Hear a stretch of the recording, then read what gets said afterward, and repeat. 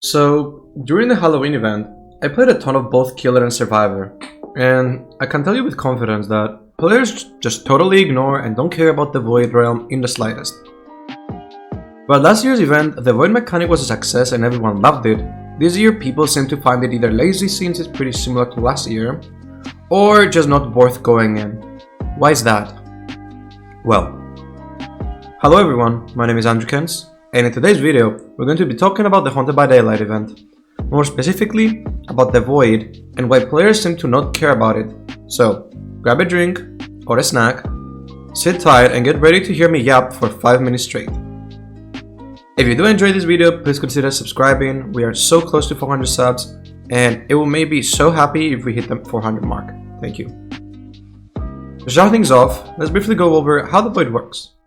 The trial starts with one portal open and 3 reefs that require energy to open a portal into the Void Realm, in total of 4 portals, which spawn randomly around every match. To open these portals, you require soul energy, which can be found either on the air somewhere on the map, by kinking pumpkins, by doing generators, by hooking survivors, by blinding and stunning the killer, or downing a survivor.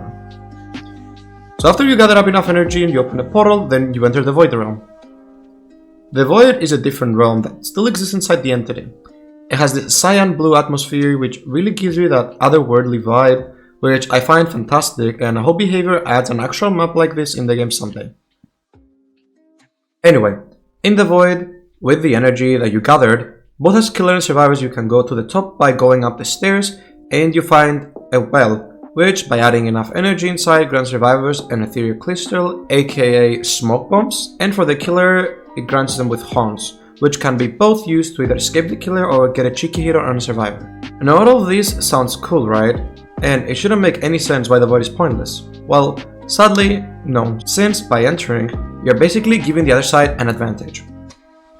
When survivors enter the Void, the killer can actually see that the survivor is in the Void, which this means 2 things. A survivor is in the Void instead of doing generators, which are the objective of the game, and the killer gets free info that they need to worry about 1 survivor less doing gens and being altruistic, which put the survivors into a disadvantage. Same goes for the killer. If the killer enters the Void and all 4 survivors are in the main map, then all of them are probably on gens or healing, so there's no one to pressure them at the time and they just get to relax and gen rush the killer because they just went to make some extra BP. So instantly you understand why the Void is not worth it. In this event, I have seen everything. Survivors going to the Void instead of saving their team, survivors fully ignore the Void and do gens 24/7, killer not even bothering chasing a survivor into the Void since they would be just wasting their time, or killers instantly going to the Void the moment they see a survivor going in to just kill them and prevent them from getting blood points and smoke bombs. And this is actually not all of it. Last year, survivor players would abuse the Void portals as much as they could to bully killers, and it was working. So this year, Behavior knew that this shouldn't be possible. How did they fix that? Well, the killer can enter and exit the portals way faster than survivors, and certain killers can legit down healthy survivors before they get to enter the portal. And I'm not talking about insta-down killers.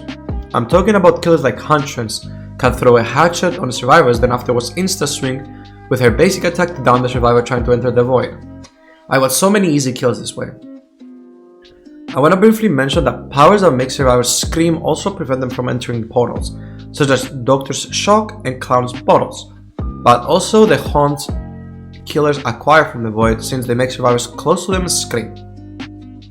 While this was apparently not enough, Behavior decided to make the haunts overpowered, which have been nerfed now, but they're still really fucking strong, since when you hit a survivor you get no slowdown whatsoever.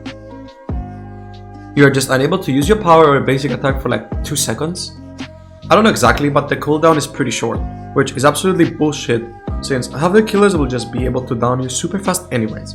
Hey, at least it's better than no cooldown at all, and getting insta-down like it was in the beginning. On the other hand, the survivor smokes are really easily counterable in my opinion. If the killer is smart, he can just wait for the survivor to get out the smoke and then hit them, or they can keep up with the survivor and know where they are hiding in the smoke. My experience with the smokes is really hit or miss. Is either the killer is dumb and will completely lose me, and I escape, or they just don't play around and insta-find me and hit me inside the smoke, or they manage to follow me where I went out the smoke and hit me. They really do be hit or miss, but I guess that's the fun of it in the end of the day. Actually, I'm a big fan of the smokes, and I hope they turn them into a perk someday like flashbangs are. But there's no denying that while survivors gain a fun item to mess around with in the event, killers get an extra weapon to be able to down survivors faster.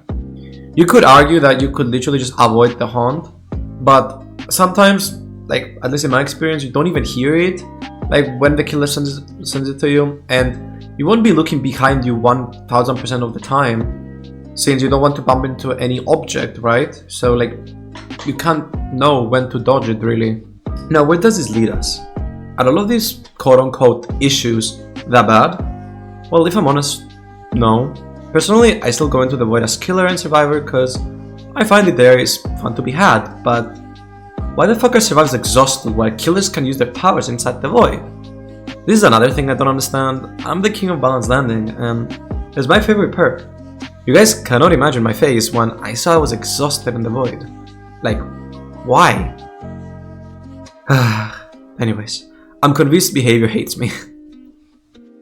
To conclude this video, before I go insane and keep yapping for an hour, the event is not that bad. There's still a lot of fun to be had in the void since they added more windows and pallets, all pretty bad loops I must say, but hey, they tried. In my opinion, the void should have more than one wells so the killer didn't instantly know where the survivor is in the void, but especially since the killer can go across the gap in the middle part but just simply swinging.